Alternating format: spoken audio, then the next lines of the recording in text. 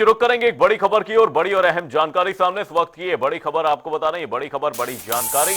पहाड़ों पर बर्फबारी का दौर शुरू हो चुका है। ऐसे में अटल टनल और सोलंग नाला के पास वाहन फंसे हुए हैं। पुलिस ने इसी बीच रेस्क्यू ऑपरेशन चलाया है। बेसहारा बच्चों का सहारा, मुख्यमंत्री सुख आश्रय योजना। माता पिता के स्नेह से मरहूम, भविष्य की चिंताओं से अनजान, मासूमियत से भरे 6000 अनाथ बच्चों को चिल्ड्रन ऑफ द स्टेट के रूप में अपनाकर प्रदेश सरकार रख रही है उनका ख्याल। मैं शपथ लेने के बाद उस व्यवस्था को परिवर्तित किया, उस जगह गया जहां बालिका आश्रम था। उन बेटियों के पास मैं गया जिन बेटियों ने अपनी मां को खोया, अपने पिता को खोया। उन बेटियों ने मुझसे कोई मांग नहीं की। उनके हॉस्टल में गया, उनके खाने की रसोई में गया।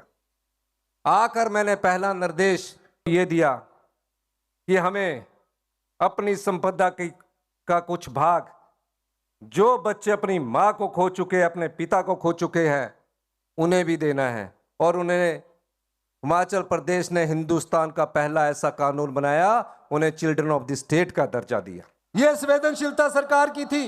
हिमाचल प्रदेश सरकार ने महत्वाकांक्षी मुख्यमंत्री सुखाश्रय योजना को किया विस्तार प्रदान। जैविक माता पिता या दत्तक माता पिता और अभिभावकों द्वारा परित्यक्य बच्चों को भी मिलेगा अब योजना का लाभ। विस्तारित योजना के तहत बाल कल्याण समितियां पात्र बच्चों को जारी करेगी प्रमाण पत्र। योजना के तहत बच्चों को 27 वर्ष की आयु तक पढ़ाई के खर्च के साथ साथ प्रदेश सरकार जेब खर्च के लिए हर महीने दे रही है 4000 रूपए की धनराशि। युवा निराश्रितों को स्टार्टअप शुरू करने के लिए मिल रहे हैं 2 लाख रुपए, घर बनाने के लिए 3 लाख रुपए और विवाह के लिए 2 लाख रुपए की दी जा रही है वित्तीय सहायता। आशा की किरण बनकर आई मुख्यमंत्री सुखाश्रय योजना अब बच्चों के जीवन को उजाले से भर रही है। सूचना एवं जनसंपर्क विभाग हिमाचल प्रदेश सरकार द्वारा जनहित में जारी। ये बड़ी और अहम जानकारी आपको बताने, करीब 1500 वाहनों को सुरक्षित भेजा गया है। साथ ही आपको बता दें, रेस्क्यू ऑपरेशन लगातार जारी। बर्फबारी के बीच वाहनों की लंबी कतारें देखी जा रही हैं। ये तस्वीरें भी सामने हैं। पहाड़ों पर बर्फबारी का दौर शुरू हो चुका है और इसी बीच मुश्किलें भी बढ़ती हुई नजर आ रही हैं। अटल टनल और सोलंग नाला के बीच वाहन फंस गए हैं। पुलिस ने रेस्क्यू ऑपरेशन चलाया है। करीब 1500 वाहनों को सुरक्षित मनाली भेजा गया है। ये बड़ी और अहम जानकारी आपको बता रहे हैं। बर्फबारी के बीच वाहनों की लंबी कतारें देखी जा रही हैं। पहाड़ों पर बर्फबारी का दौर शुरू हो चुका है और ये तस्वीरें सामने हैं। अटल टनल और सोलंग नाला के बीच वाहन फंस गए हैं और पुलिस ने इसी बीच रेस्क्यू ऑपरेशन चलाया। वहीं आपको बता दें, करीब 1500 वाहनों को सुरक्षित मनाली भेजा गया है। वहीं रेस्क्यू ऑपरेशन अभी भी जारी है। बर्फबारी के बीच वाहनों की लंबी कतारें देखी जा रही हैं। ये बड़ी और अहम जानकारी जिससे आपको रूबरू करा रहे हैं। आपको बता दें कि अटल टनल और सोलंग नाला के बीच पर्यटक फंस गए हैं और ऐसे में पुलिस ने रेस्क्यू ऑपरेशन चलाया है और रेस्क्यू ऑपरेशन के माध्यम से लोगों को सुरक्षित स्थानों पर भेजा जा रहा है। इसी बीच तमाम जानकारी के साथ कुल्लू से हमारे सहयोगी मनविंदर अरोड़ा हमारे साथ जुड़े हैं। मनविंदर, आपसे जानना चाहेंगे, बर्फबारी का दौर शुरू होने के साथ ही मुश्किलें भी बढ़ती हुई नजर आ रही हैं और इसी बीच वाहनों और पर्यटकों के फंसने की जानकारी है, क्या कुछ अपडेट सामने है?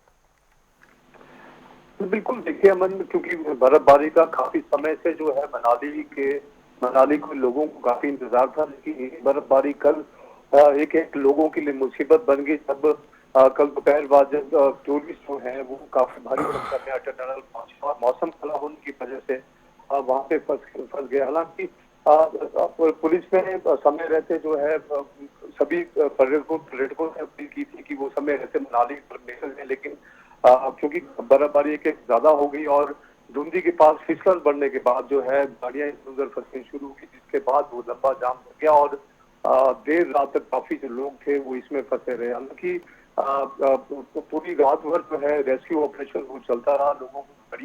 लोगों की गाड़ियां जो जहाँ फंसी हुई थी वहां से लोगों को सुरक्षित मनाली तो पहुंचाया गया है, लेकिन अभी भी कुछ गाड़ियां जो है मनाली, सोलंग नाला और अटल टनल के पास जो है वो अभी भी फंसी हुई है, जिन्हें निकालने का प्रयास किया जा रहा है। बहरहाल जो है सभी पर्यटक वो सुरक्षित है, सभी को मनाली पहुंचाया गया है। जो डीएसपी मनाली है उनके अनुसार जो अभी रेस्क्यू ऑपरेशन है वो अब खत्म हो चुका है कि जितने भी लोग जो सुरक्षित उन्हें आपको ही वहां से एक्सपेक्ट करके मनाली सुरक्षित पहुंचाया गया था। जी। वही मनविंदर, इस बीच ये पुलिस प्रशासन के लिए बर्फबारी किस तरह की चुनौती है, क्योंकि इस दौरान कई दुर्घटनाएं देखी जाती हैं और जिस तरह से पर्यटक फंसे हुए हैं, तमाम तरह की चुनौतियां इस दौरान पुलिस प्रशासन के लिए बन जाती हैं। फिलहाल क्या कुछ चुनौतियां पुलिस प्रशासन को इस दौरान सामने आ रही हैं?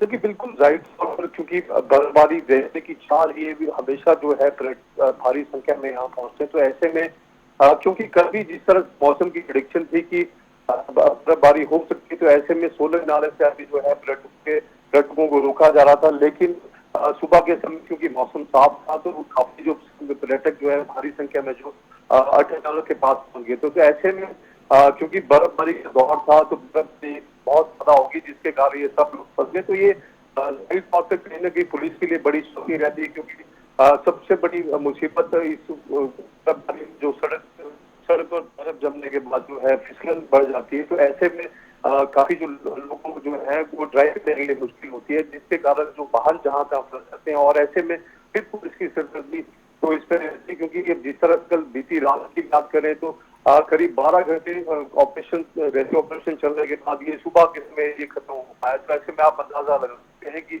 कड़ाके की ठंड में जो इस तरह के रेस्क्यू ऑपरेशन को पूरा करना और जो लोग उसके बीच बैठे तो उनकी हालत क्या हो सकती है। तो ऐसे में जाहिर तौर पर बर्फबारी कहीं ना कहीं लोगों के लिए खुशियां लेकर आती है, लेकिन वही ना कहीं अब मुसीबत बन के भी आई है।